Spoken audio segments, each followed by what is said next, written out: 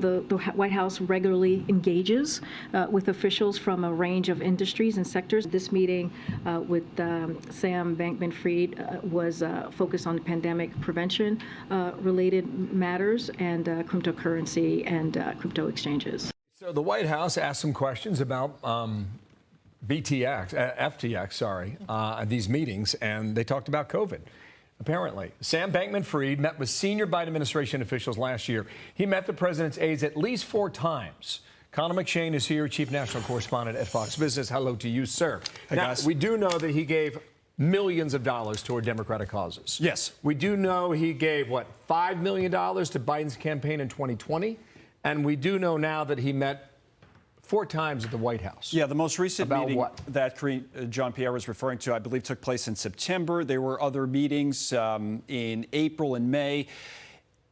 There's been reporting to suggest, I know Bloomberg's written a lot about this, this was all part of essentially an influence campaign that was trying to influence cryptocurrency policy, which would make sense.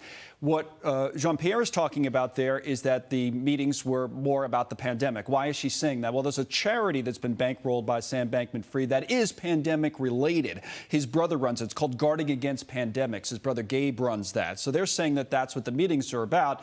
What is acknowledged, to your point, is that these meetings took place and that we do know that Sam Bankman-Fried, although he claimed publicly that he's given an equal amount of money to Democrats and Republicans, the publicly disclosed funds are almost exclusively to either Democratic or liberal causes, and that $40 million puts him second, only behind George Soros in the last election cycle among Democratic mega donors. And that's what we know. Even in some of those documents we saw that they knew that they were virtue signaling by saying, oh, we're going to give a lot of money to causes that will get their foot in the door. Because do you remember in the West Wing, there was this part where President Bartlett is in the Yes. Oval Office and they come in and say, oh, the cattlemen are here to see you in town. They would like to just stop by and say hi. And he says, they don't want to just say hi.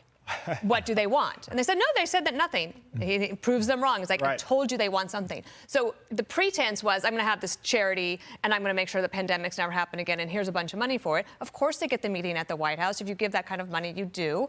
And they go in and who knows? We don't know exactly what was said, but he had a presence there to let everybody know we also care about the cryptocurrency policy. Yeah, remember, Sam Bankman-Fried lived in the Bahamas, but, you know, through all of these disclosures and just the reporting that we and others have done, we know he spent a lot of time in Washington, D.C., and certainly gave a lot of money to Washington politicians. And again, all the publicly disclosed funds, almost all, are either to Democratic causes or to liberal causes. So that much we know. I mean, those kind of are facts. And the $40 million is a fact, and that is a lot of money. I spent my day yesterday, for what it's worth, in Lower Manhattan covering his arraignment. He pleaded not guilty to all of the 8 federal crimes he's been charged with. We'll see how that plays out. The judge has set an October 2nd date tentatively for his trial. One last thing.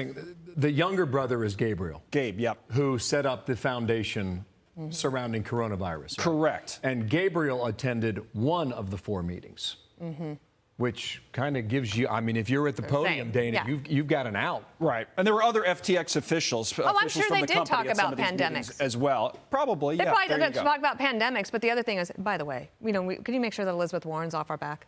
You know, that kind of thing, if that's what happened. Good West Wing reference, by the way. It was a good episode. Thank you. Connell, thank you. And I'm sure court was interesting yesterday. It was. Yeah, it always is. Great to see you. Happy New Year. See you soon. You too. I'm Steve Ducey. I'm Brian Kilmeade. And I'm Ainsley Earhart. And click here to subscribe to the Fox News YouTube page to catch our hottest interviews and most compelling analysis.